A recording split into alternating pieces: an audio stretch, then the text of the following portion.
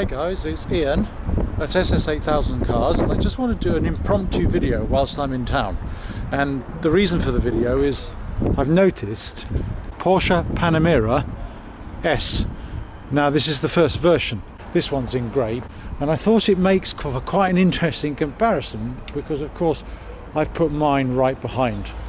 Now in essence you have completely different versions of the car, but it still looks very smart. And to be honest with you, I go as far as saying that the light clusters are different both at the front and the back.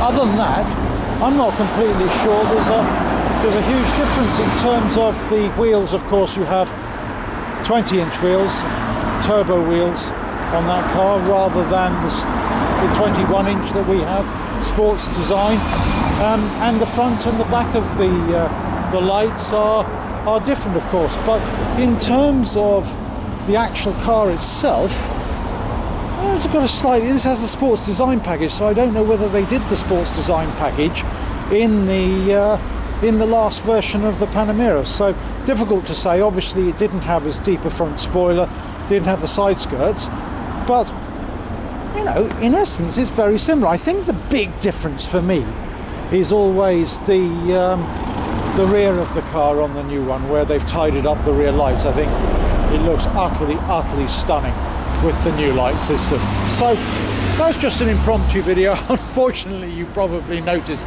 that the guys came out and went whilst I was videoing, so I didn't get quite as much of the car as I hoped to. And then of course the front lights are completely different as well. I wasn't quite quick enough to catch the front lights of the other car, but maybe you did see them from the other side of the road. I do like impromptu videos in London. I think when the night's coming in London, so we're 4:45, so it's starting to get a little bit dark. I think this is when some of the Panamera fascia really sort of comes into its own, because it looks absolutely storming at night, because it's so many parts of it are lit up. So as you've seen before in previous videos, we've got the center stack of controls through the steering wheel. So the traditional Porsche 5 dials. 2 are obviously electronic or LED either side of the central rev counter. The rev counter is fixed, but then you do have grey navigation, the best I've ever come across, and then of course the center console with all the dials on it as well. It's very exciting in many respects. So what I'm going to try and do is give you some footage as we go now. So everything in place, electric range. We've been running around London quite a bit today, so we've ended up with very little electric range. So we've got 6 miles left. It'll be interesting to see what that means in terms of overall consumption on the way home. As I think I mentioned the other evening, I was getting close to 46 miles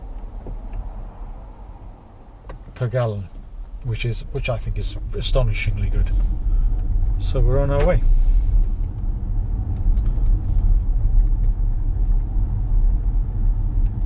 The trick is, when you're in electric mode, really don't use too much of the throttle.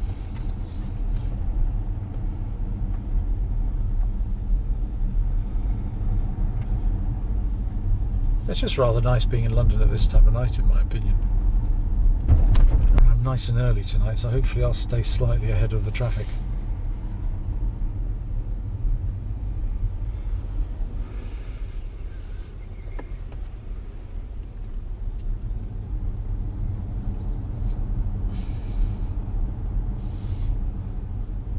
Well, that is one of the nice things about the hybrid system, of course.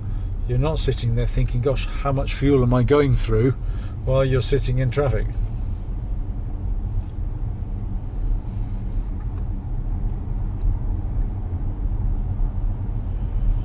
So we're in Knightsbridge, and we're slowly coming down to the Sloane Street.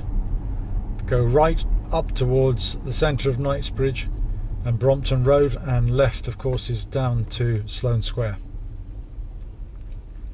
But you can see that hopefully from the sat nav.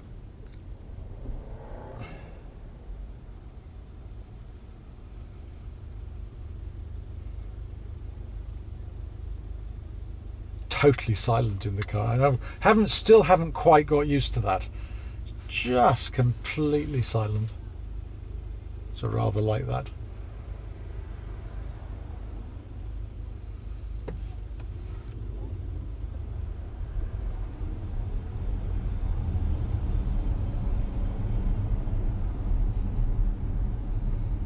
I like to try and get different views of the car if possible, so it makes it a little bit more interesting for you.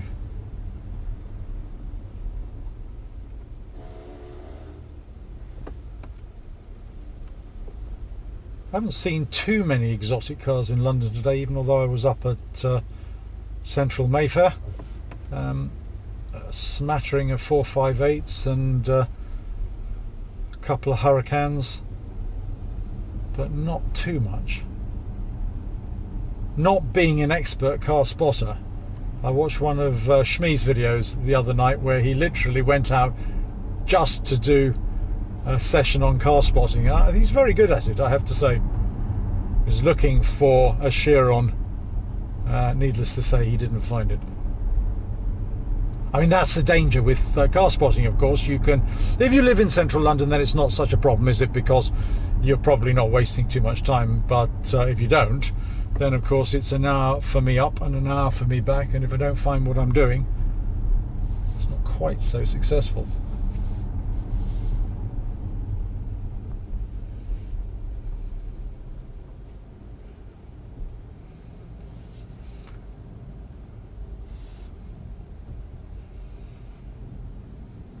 It's a lovely environment actually sitting in this car. It gives you the sort of feel-good factor. I always think that's very important in a car. When you're spending quite a bit of money on a car, you want it to feel a little bit special. And what Porsche have managed to achieve with the dash is a sort of a mix of traditional and absolutely bang on and up-to-date electronics. And the way that they're presented are just, I think, gives you the nicest environment of any car on sale. Perhaps the new Continental GT will rival it without a doubt. Having sat in one of those at the Frankfurt show, I was particularly impressed, although the version they had on the stand was perhaps a little chintzy for me. Slightly preferred the interior of this. And of course I have my rear screen up, which I think is rather nice. It serves two purposes really. The first is so people can't see through, but the second, and I think quite a useful one, is it means that people don't dazzle me to the same extent as they might.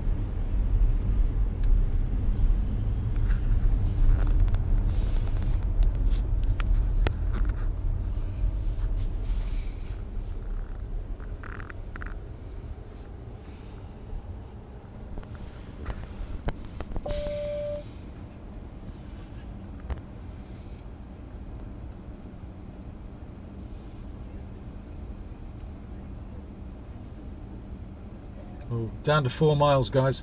I think I'm going to be relying on the engine to charge the car for periods of time. I think with that in mind, I might just put the engine on for a minute. Otherwise I'm going to run out long before I get back to base. I feel it's cheating a bit, but one of the reasons for that was that finding car parking spaces today was quite tough. I had to be right up in the centre of London, and of course this car doesn't attract the congestion charge, so from that perspective you benefit by bringing the car right into the centre of London.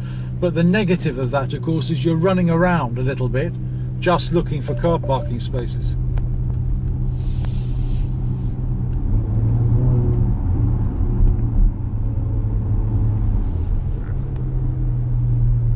So now we're engine on. So I won't leave it on for very long actually, because only when I'm moving. on hybrid. Oh, it's on sport actually, so it means the engine will stay on, but as soon as I stop here I'll turn it back to hybrid. Right, into hybrid auto. Sometimes it holds the engine on for a second or two whilst it sorts out whether it wants to be charging the batteries or whether it wants the engine to go off. And right now it's obviously choosing to leave the engine on. So I think I'll let it make the decision for the minute.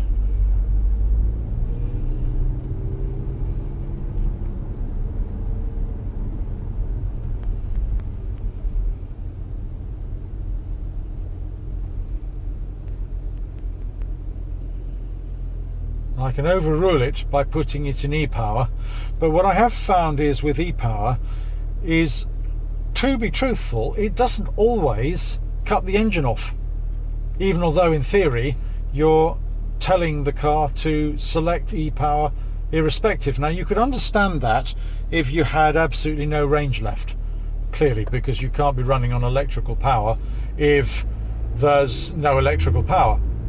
And from what I understand, the car always has to leave enough power so that you get the extra power from the hybrid motor to supplement the engine if you want the power. So even although it says 0, there will always be some power left, but it won't use it for electrical driving on the electric motors alone.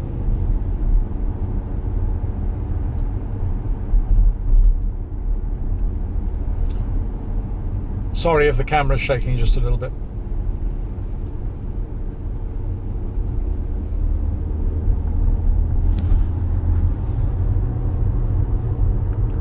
Okay guys, well I hope you enjoyed that. Just a short review of the Panamera from the driving seat, give you a feeling for what it's like when the light's going down. Okay, well it's Ian from SS8000 Cars. Thanks for watching. Catch up with you soon.